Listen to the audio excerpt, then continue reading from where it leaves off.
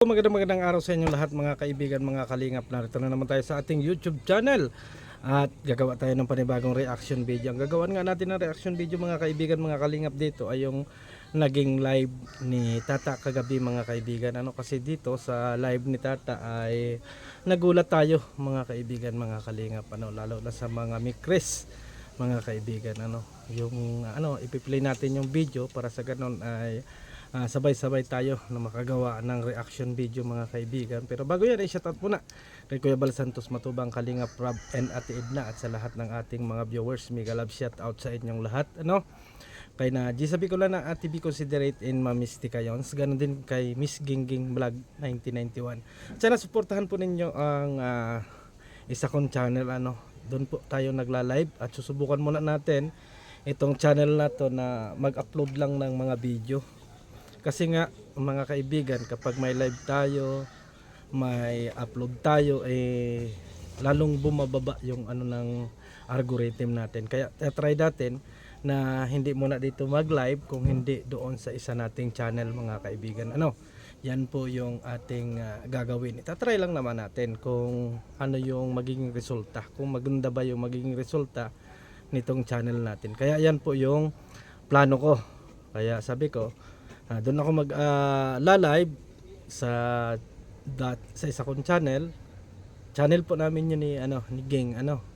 Yan po yung channel namin. Pwede niyang i-open, pwede kong i-open, pero ako po yung magla-live doon mga kaibigan, mga kalingap. Kasi nga itatry ko na dito ay puro upload video lang or reaction video, para sa ganon ay mas maganda. Doon sa isa, kung mamomonetize yun, ang plano namin magkakaroon kami ng charity vlog doon. Yung mga charity vlog namin or yung charity vlog niya ay i-upload niya or i-upload namin doon sa channel na yon kapag dumating na yung takdang panahon mga kaibigan, mga kalingap. So dumako na tayo dito sa ating pag-uusapan about nga sa mikres mga kaibigan. Kasi ako talaga totally nagulat, kasi nga alam naman ninyo na mikres din tayo mga kaibigan. At meron ngang naging live itong si Tata na wala ng pag-asa ang mikres. Oo, wala ng pag-asa. Kaya ako nagulat, kasi ang akala ko kasi is pahinga muna, pahinga muna yung mikres, kasi bata pa ang So ngayon dito sa ipi-play nating video, malalaman natin dito na ngayong July ay magkakaroon na ng panibagong love team, pero hindi pa natin sure kung talagang totoo yung love team na na yon na darating para kay Krista, at ganoon din kay Mikoy. Ibig sabihin ipinaghiwalay. So sa loob-loobing ko, kung ito talaga ay mangyayari, so panibagong hamon na naman ito mga kaibigan. Panibagong hamon, pero wala pa naman. Kaya sabi ko nga, ano kaya talaga yung nangyari? So bakit nagkaroon ng parang alisin kay Mikoy si Krista, bago si Krista naman ay alis din kay Mikoy? Yan po yung mga katanungan natin na si Tata lang yung nakakaalam. Kasi alam naman natin mga kaibigan na founder si Tata. Oo, founder si Tata dyan. Kaya updated tayo kapag nagla-live si Tata about sa mga bagay na yan, kasi inaalam din natin.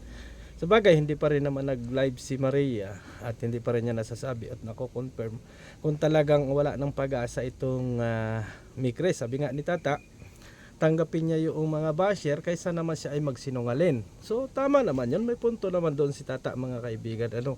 Kung talagang wala na talagang pag-asa, ay tinapat na tayo, kasi ang akala nga natin ay after 2 years ay magbabalik. So kagabi marami ang basher, marami ang kay Tata, hanggang meron nga naghahamon na sasampa rin si Tata doon. Pero wag naman sana mga kaibigan na dumating tayo sa punto na yun. Kasi nga ito siguro may na si Kalingap Rob, kaya siguro nasabi ito ni Tata mga kaibigan. Kasi sa mga mikres dyan, tingnan muna natin kung pagdating ng July maiiri na ba talaga. Kasi yan naman yung sinabi ni Tata dyan mga kaibigan. Yun yung sinabi niya. So, alamin muna natin sa video ni Tata mga kaibigan kung ano ba talaga yung kanyang mga sinabi para naman sa ganun mapanood din ninyo at ipi-play po natin yung video na yan. Pero sana mga kaibigan ay tingnan natin kung ano yung specific kaya ginawa ni Tata ang mga bagay na ito. Tara. Sabihin mo, paasa ka Kalingap Tata. Pinapaasa mo kami. Akala namin may Chris pa. Yung pala wala na. Di ba? Uh, paasa ka sabihin, paasa ka Kalingap Tata. Paasa ka. Umaasa pa naman kami na meron pa. Yung pala wala na, di ba?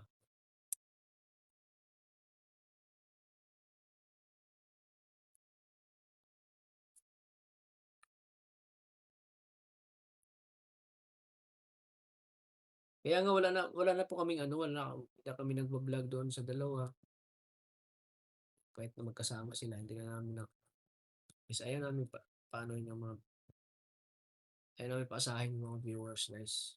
Yung mga fanatics nila. Ayaw namin na silang paasahin.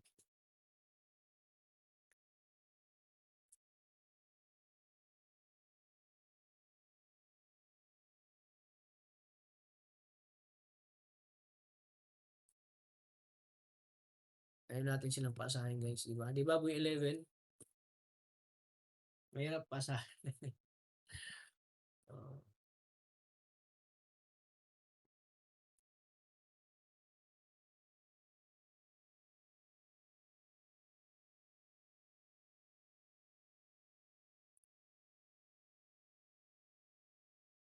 Yan at malalaman din naman nila yan at announce yan ni Kalingap. Pagdating na may ano, yan, malalaman din naman nila yan. Kasi this coming July, mauumpisa na yata. Umpisa na po, this coming July. First week or second week, umpisa na po. Yung bagong palabas. Yung bagong palabas na abangan nyo guys.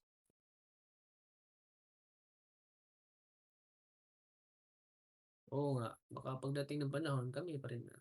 Ang daming magbabash, di ba?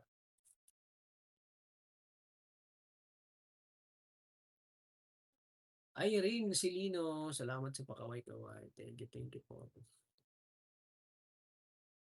Mahirap kaasahin, di ba? Di ba tayo mga lalaki, di ba? Kung pinapaasa tayo ng babae, pagdating ng panahon, wala pala. Pinapaasa lang tayo. Akala natin sasagutin tayo. Pero hindi pala. Masakit, di ba? Masakit sa atin na paasahin tayo. Pagdating ng panahon, wala na pala. Di ba? So it's better to move on na lang. It's better to move on. Mag-move on mag-move on na lang po tayo guys. It's better to move on. Yan.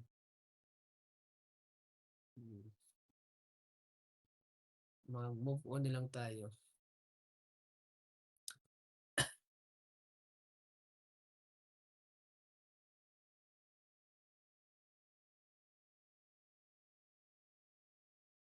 Ma'am Irene Silino, shout out po.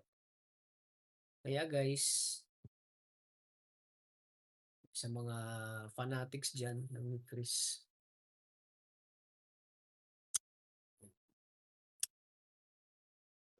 mabawasan kahit mabawasan ako at nagsasabi ako ng totoo at mabawasan man yung subscribers ko, mabawasan man yung ano ko, at least nagsasabi ako ng totoo.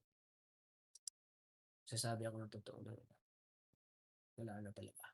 Hindi natin sila pinag-asahin. Ngayon daming mga antay ng bus na Rob na minor daw si CJ. Inantim sa more than 30 years old. Si Rob ang kalingap ang napituan. Oo nga, isa din talaga yan. Isa din talaga yan bakit pinatigil ni Rob. Isa din yan yung gawa nga ng ano. Kaya pala bininta na ni Mix mga damit niya na sinuot sa ni Chris. Buti kalingap Tats na kasama mo. Buti Tats hindi mo kasama si Ate. Wala na po si Ate po. Umuwi na po siya. Ate Lourdes Aroma. Pero yung mga solid naman kay Mikoy, kung may ilalabte man niya kay Mikoy, so it's possible na doon sila kay Mikoy, di ba? Kasi fanatic sila ni Kuya eh. It's better kung ano, kasi nga, kahit wala namang may Chris, marami din naman nagsusupport kami Kuya. Marami mo din nagmamahal pa rin sa kanya. Kahit wala mang may Chris, talagang yung suportan nila kay Kuya, andyan naman. Padayon lang sa charity Kalingap Tata. Yun. Tuloy-tuloy lang natin guys yung charity natin. Malay mo at ibabigay rin yung Ayan nga mga kaibigan, ano, napanood naman ninyo at sinabi naman talaga dyan ni Tata mga kaibigan na wala nang kapay-pag-asa. Ibig sabihin, wag na tayong aasa na magkakaroon pa ng mikres. Sad naman. Pero wala man tayong magagawa mga kaibigan, mga kalingap, kasi ganun talaga yung life. Ano, pero kung talagang sila ay siguro suportahan natin. At tingnan natin kung ano yung magiging programa at tingnan natin kung ano yung magiging kabanata or sino ba talaga ang makakatumbang ni Krista at ni Mikoy mga kaibigan. Pero opinion lang, hindi naman ako basher. Kung magtatandim, bakit hindi yung dalawa? So, kasi marami na rin ang nagmamahal sa kanila. Yun lang po yung tanong ko, kasi tama naman yung sinabi ni Tata na hindi siya pwedeng magsinungalin. Ano? Tanggapin niya yung mga basher, tanggapin niya kung ano pa man yung mga sinasabi sa kanya, basta siya ay nagsasabi ng totoo. So, okay, isang katapangan na yun at isang para sa akin ay para sa akin yung ginawa ni Tata, nagpakatotoo si Tata, ano, mga kaibigan, mga kalingan. Kaya kung ano pa man ang mangyayari, tingnan natin sa susunod. Okay, mga kaibigan, nandito naman yung tatay ni Krista. So, tatanungin natin kung ano yung katotohanan about doon nga sa love team na sinasabi nga ni Tata na mag-i-airing ngayong July, ano. Yan yung napakinig ko sa live mga kaibigan. Kaya mas mabuti na itanong natin kay Pading Junel kung may katotohanan ba na si Krista ay malalab team na sa iba. Ano kasi yun kasi yung narinig natin doon sa live ni Tatay. Kaya mas maganda na i-confirm natin doon sa Tatay kasi ang unang makakaalam kasi nito mga kaibigan, mga kalingap ay si Krista at saka yung Tatay bago ma-air itong sinasabi nga ni Tata na magkakaroon ng love team. Pero sana maunawaan din natin si Tata sa mga bagay na ito mga kaibigan, mga kalingap, kasi hindi naman talaga niya rin gusto ang mangyayaring ganito. So tara at interviewin natin or tanungin natin yung tatay ni Krista. Mga kaibigan, mga kalingap, sa hiding place tumatrabaho. Ayan po, suportahan ninyo. Yan, at may tatanong po tayo. Kalingap JR po yan. Kalingap Ron. Siyempre, andyan yung tatay ni Krista. Andyan din si Bato, hubad. Pero may tatanong tayo kay Padi. Padi, meron akong reaction video about doon kay Tata na wala na raw kapay pag-asa ang mic race. Matagal mo na bang alam to? Wala po akong kalaman dyan. Kanina ko din nalaman kasi anong tawag dito? May mga nag-comment din sa atin na bakit ganoon daw si Kuya Tata. Kanina po ay nag-live ako sa aking syempre wala naman si Kuya Tatang ginawang masama sa Mikris. Pinagtanggol din natin si Kuya Tata. Marami ring nag-comment sa akin na against talaga kay Kuya Tata. Kasi ba't daw ganoon si Kuya Tata? Di daw nag-iisip muna basta-basta daw nagbibitaw ng mga salita. Parang di niya na daw ipinaglaban yung Mikris. May tanong ako kasi ang sabi ni Tata dito sa aking nakuhang may panibagong love team. Love team. Ayun. Oo, love team na daw. Ang sagot ko naman dyan, Pading Berador, ano pa lang yun, sabi ni Kuya Tata, wala pa naman inform sa amin kasi siyempre bago baga ilab. Halimbawa, ilalab team si Krista sa iba. Iko-confirm kami niya ni Kuya Rab. Magpapaalam pa rin yan sa amin. Ganun pa man din yan. Wala pa naman. Kaya sabi ko nga sa kanila, huwag kayong mag-alala kasi wala pa naman. Kung meron man, sabi ko sa kanila, sana na wag nilang iba si Krista at si Mikoy. Suportahan pa din nila kahit although iba na. Okay. Ibig sabihin hindi pa pala naman wala confirm. Hindi pa naman talaga official na. Pero ang sabi ni Tata kasi doon sa video na kasama nito ipi-play ko na na baka ngayon July mag-i-air na. Mag-i-air. Oo. Yun po ang wala talaga tayong kaalam-alam diyan mga kalingap. Sinabi ko din kanina sa live kasi talagang Kanina ko lang nalaman na may live si Tata na gano'n na. Sinabi sa akin ni Mama Chi kaninang umaga. Kaya doon ko lang nalaman na maraming basher daw si Kuya Tata, maraming nag-unsub kay Kuya Tata. Oh. Dahil doon sa ano ni Kuya Tata, statement na sinabi niya yun. Pero wala pa pala namang Wala pa, confirmation. wala Kasi ikaw naman ang magulang eh. Kasi tatanungin ka Papaalam talaga pa rin dyan. ko O yan. papaalam pa naman si Saka Rabi. syempre po baga, mag-uusap niya sa si Krista. At tanong niya si Krista, kaya si Krista pa rin ang magdedesisyon kung mapayag. Tama. Pag pumayag si Krista, syempre dadaan na yan sa amin. Oo, totoo yan. Eh kung di man din kami pumayag, di wala man din baga. Ganun Oo. lang. Oo. Yun, salamat pa di. Sige, thank you. Thank you.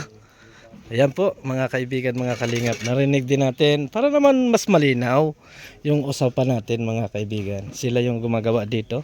Napakagaling pong gumawa ng tatay ni Krista ng bahay. Kaya sabi ko nga pag ako magbabahay ay siya yung kukunin natin. So thank you sa inyong lahat mga kaibigan, mga kalingap. And God bless sa ating lahat.